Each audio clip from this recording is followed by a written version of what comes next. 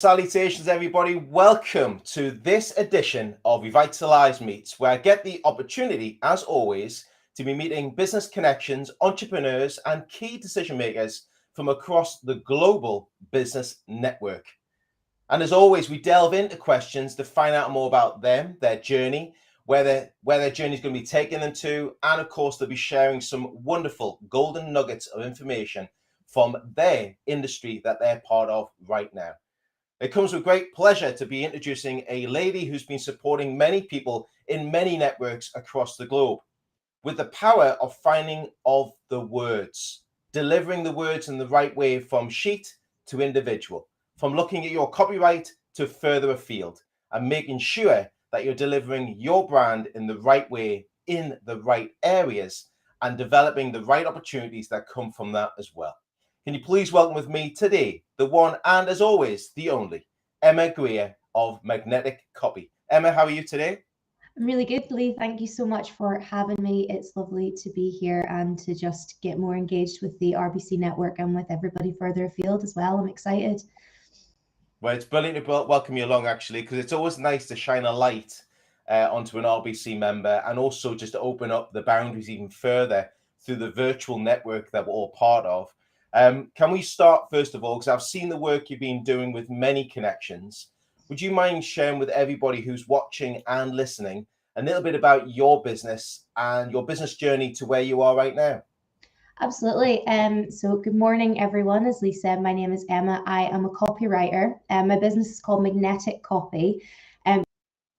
So I just hit my 1-year anniversary. I feel very new to the self-employment running a business life, but absolutely loving it. I do website copywriting, email marketing, and blog writing for my clients. And those are the services that I'm offering at the moment. As Lee says, I've been very lucky to work with quite a few of our mutual connections so far. Enjoyed. And business journey for me, it's a funny one. I didn't work for anyone else for a particularly long time before I decided to go self in the travel industry for 5 years. And before I decided to start my own business, and I'd always been in very content heavy roles, very copy heavy roles. And even when I was 21, 22, there was a voice in my head, do this for yourself and you could probably do it full time. And that voice just kept kind of getting batted away. You keep telling yourself all these things. You're not old enough, not experienced enough, don't know enough people, all that jazz. And I just kind of kept listening to that voice for a few years. And then I just got to a point last year where I thought, you know what, instead of thinking about all the reasons why I can't do it, how about I just think about all the reasons why I can do it and why I should do it instead. And so that's exactly what I did. I decided to just throw myself into the deep end. I'd never had a one-to-one, never really totally trying to figure it all out blind. But I'm happy to say that it's been the best decision I ever made. And now I get to spend all day, every day writing for small businesses and service providers who are just out there to help people with the service provide. And it's a real joy and a real privilege that I take seriously and that I love to do every single day. It's interesting to hear the story and where you came from, because I was involved in travel as well for many years, as you know. When did because you talked about starting networking, right? And before I get on the next questions and start to delve in a bit further, when was the decision made of thinking, right, I'm now working for myself? Was it a quick transition from employed or career status to business? Do you know, it's an interesting one. It had been on my mind for a while, and I think, working in the travel industry in the middle of a bit of time to kind of think about, the direction that you want to go in from your future. And I think once I kind of had that clarity of if I'm doing this for myself, if I'm in control, if it's down to me how well this goes and how successful it is, and it's all down to the work that I do, sat much more nicely within than kind of having a job and being temperamental state. I think is probably the best way of putting it for a little bit. I think that once I made that decision, it was actually quite quick. I sort of acted pretty quickly and started working behind the scenes, as I was working out my notice period of my previous job to get the website sorted and just do things like that. And the one thing actually that I started doing very quickly, even though it was I'm quite an introverted person by nature, and so the idea of networking actually made me feel physically ill. Like I couldn't even bear the idea of it, but I made myself start doing it week one of being self-employed, because I knew the later it, the harder it would be to make these connections and the harder it would be to get started as well. So I acted very quickly once I actually made the decision, and just kind of thought, if I'm going to do this, I need to do it right, and I need to really fully commit myself to the process. Well, and it's funny you say about feeling uncomfortable going into a networking arena. Was that online or was that in person? Was that first initial networking? What was it like? So it was all online. I didn't do any in-person networking until I think maybe the end of last year, because there just wasn't that much going on when I started out. But I went to this event not really knowing what to expect, and it was actually a speed networking event. So it was like another layer of sort of overwhelm a little bit at the very start of, you're having these 3-minute conversations, and you're having, between 12 and 15 of them, I think is what I had at that first meeting. But I think that almost that baptism of fire was actually a really good thing to do, because I realized people are really nice, and that no one's, judging you, and no one's thinking this, that, or the other. They want to know what you do, and they want to help you. And actually, from that first ever networking event, I got my first ever client. So I could already kind of immediately see the kind of impact that networking could have. And then I sort of thought, okay, well, I need to do more of this and find the groups that are going to work best for me, and have that consistency and just keep going along.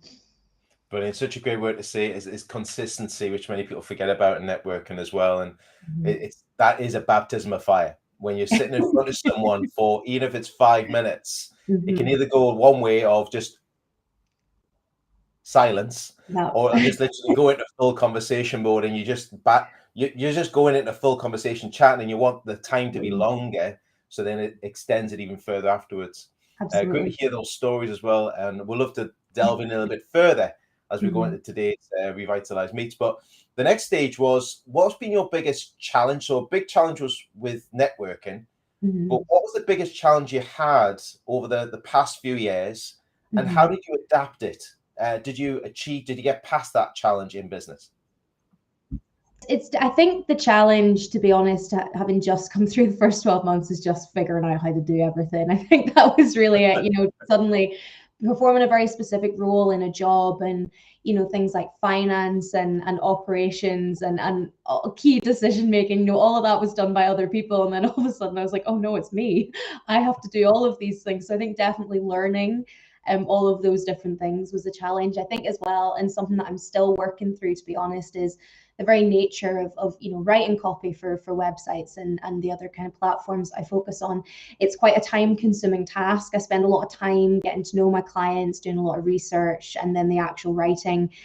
So I can be quite time poor sometimes, and there's lots of things I want to implement, for the business for the future, that I do struggle to get around to sometimes. I think we all struggle with that, don't we, as business owners? The things that we need to do for ourselves kind of keep slipping down the list as client work takes the priority. So that's definitely a challenge that I'm still trying to work through, still trying to figure out how that's going to go. And then when it comes to achievements, I guess just making it through the first 12 months, I think is an achievement in and of itself. But for me, a huge thing has been that, over 50% of my clients in the past 12 months have come back to me for more work, be it as a retainer, or be it that they've needed other projects worked on at a later date. And, to be trusted once is amazing, but to be trusted consistently and to become someone's partner in that way, to become that kind of extended arm of their business, is something that is really meaningful. And I really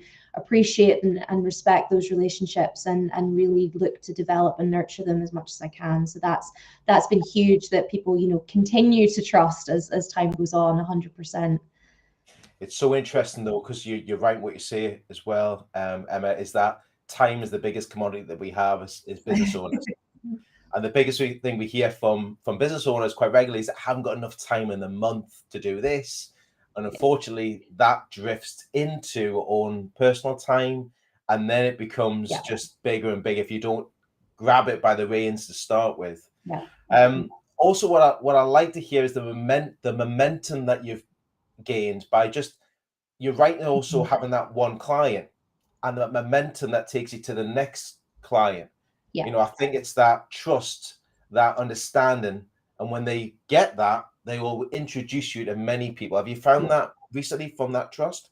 Yes, absolutely. I think, and you know, a good other, so 50% of my clients are repeat. I would say another good 25% of them are coming from referrals and recommendations from not just existing clients, but also the wider network. You know, Lee, I feel like I'm preaching to the choir here, but the more you develop those relationships within your network, and somebody doesn't even necessarily have to have worked with you to feel like they can recommend you to someone that they know, because you've put in the time and you've really cultivated that relationship and got to know them. So it's all been network foundations for me. That's been really absolutely critical to the success of the last 12 months. Yeah, it's so key in getting the relationship built and galvanized. But it's so true what you're saying. You hear me talk about it quite regularly, is that people got to understand what you do and how you do it. You know, Yes. why should anybody pass business to you if they don't understand what you provide Yeah. and how you do it? So the relationship building, you've got to get in there and have consistency by creating those in the groups and the networks that you're part of. And testament to yourself, you've done that. And I've seen that actually in action and heard it from many connections that I speak to within the RBC and of course beyond as well. We talked a little bit about the online world, and we talked a little bit about the C word, which was COVID, not mention any too loud. But over those 2 years, and especially creating your business, and congratulations in being in business for just over a year now. How have you adapted to working in an online, in-person world, a hybrid world? How's that working for you now? Are you getting the balance right? I think it's definitely, there's still a lot of online for me. I think it's probably about a 70-30 or maybe a 60-40 split. I'm starting to do more things in person. I think, you know, the gift of what I do is that I can do it for anyone, anywhere. It doesn't have to, there doesn't have boundaries or borders in place. So in the Netherlands, I've got clients in Scotland, but then also back home in Northern Ireland, I've quite a lot of work and across the border. So I'm really trying to make the most of that opportunity and expand a network worldwide, because when there isn't any kind of restriction on who I can work with, then I absolutely need to take advantage of that. But in saying that, some of the strongest relationships I've got with the clients who keep coming back and who make those recommendations and referrals, those have been absolutely bolstered by meeting in person and continuing that connection in person. So I think there's definitely space for both. And I think that as much as we can, we should be doing both, because they've both got different strengths and advantages to help us succeed in business. It's so true. I think now it's living in a hybrid world that we're living in. The strengths in both sides. And I think with it, that actually helped us a lot over the past 2 years. And it's actually opened up a lot of the other businesses that would never have met people through the Yeah. power of online. Mhm. Massively ginormous opportunity for people to have Mhm. and keep hold of, keep the balance right. Mhm. Now, we know you come from a world of copywriting and looking at people's words and making sure they are presenting them in the right way, Yes. online, in person, virtually, on the internet, etc. Mhm. Could you share with us today your top 3 golden nuggets of information about getting your copyright right? So, Yes, what would be your top 3 tips to everybody who are listening out there and watching us today? absolutely.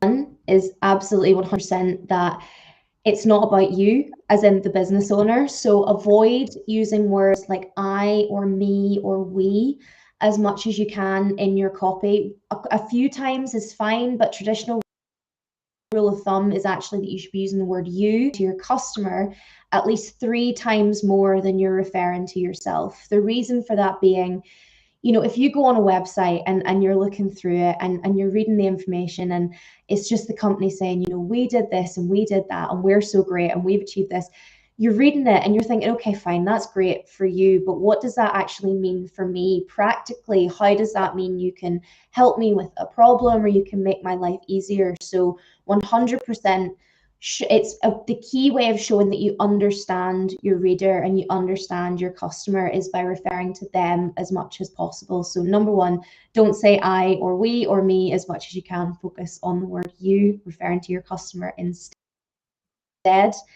Number two, I always say to keep it simple, because I would kind of argue kind of regardless of what you work in, because you might have a lot of technical and complex knowledge and know a lot of jargon, I suppose, from your industry. But is your reader always going towards mean? Maybe not. And I think what you find is that if you're reading something and you become overwhelmed because you don't really understand what someone's talking about, you're probably just going to close the tab, or you're going to close the book, or you're going to delete the email, or you're going to, from the blog, and you're not going to go back, because there's just that barrier in place of accessibility. And I think you need to make your words as accessible as possible. Now, there might be exceptions to that rule, but as much as possible, it's all about understanding your customer, isn't it? And knowing that they might not have that same knowledge base as you. So definitely number two is to keep it simple. And then number three, I would say, is focus on emotion rather than rationality, because people buy on emotion, they act on emotion, and then they with practicalities and rational thought later on, don't they? So always focus on, I guess, the benefits rather than the features of what it is you're offering. So the travel industry, as a hotel, for example, you could talk about the size of the bed or the kind of mattress and things like that, but people don't really care about that. They care about the fact that they're going to wake up refreshed after a really good night's sleep, ready to explore for the rest of the day. Framing things a little bit to focus on the benefits of something or the emotion of something rather than the practicalities. So those, I would say, are the kind of the absolute fundamentals of copywriting. And if you can implement those things, then you're definitely going to be onto a winning track. And then everything else is just about building on top of that afterwards. Brilliant. Number one, engage the you. Number two, keep it simple. And number three, identify the benefits to your client and understand your client base as well. Great pointers. And I agree. Many people think about looking at from the person's perspective. They're looking at them from their perspective only as well. So 100%. Thanks for sharing that. That's the golden nuggets of information, everybody. So make sure you wrote them down and kept them somewhere and use them regularly. Or if not, contact Emma and she can help you with it. Next really is I like to chat to people about self-reflection and training. How do you get better at what you do? Are you using certain books at the minute? Do you use a coach? How do you improve your business and you in your personal sort of growth within your business itself?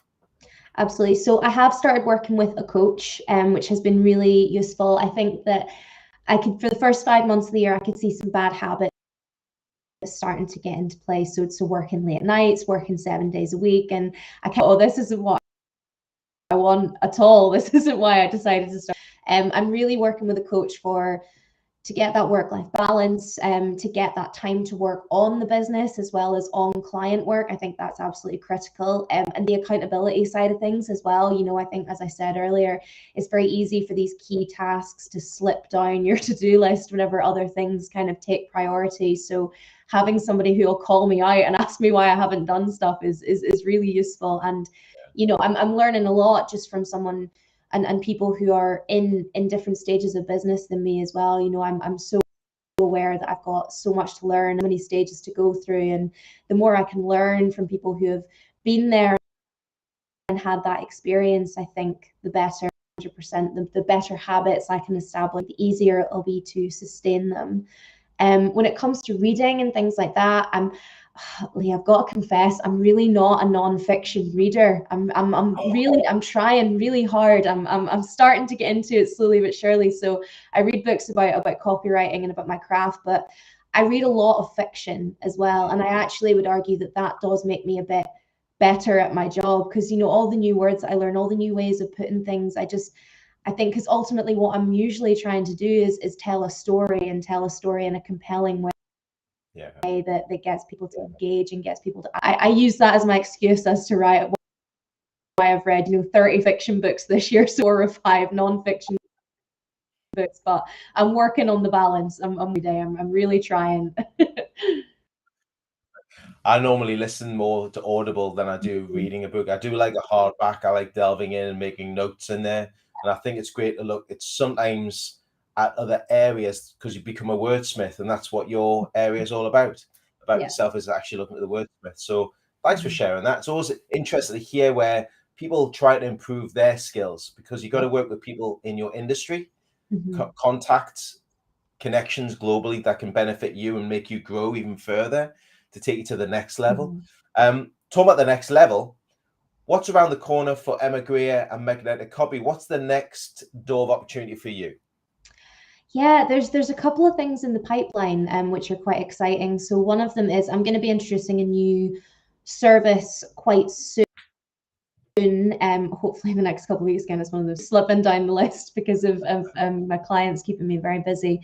But I'm very aware that working with a copywriter isn't something you can afford, but that there are people who need help. So I post a lot of tips on LinkedIn, but this new service is going to be eyes on your copy and getting some actionable advice to make improvements, but without the price tag of me doing it for you. So it's more of a kind of they can DIY it afterwards. So that's going to be coming. So currently trying to formulate a kind of, I suppose I would call it a training option for SMEs. And the reason for that would be, I've been jobs in the past where I've been the marketing department, right? Or I've been somebody in the marketing department and I've had to wear a lot of hats as a result. And, there's a lot of small businesses who don't have the resources to have this huge marketing team, but they've got big, they've got the potential to really grow. So I'm trying to formulate some kind of copywriting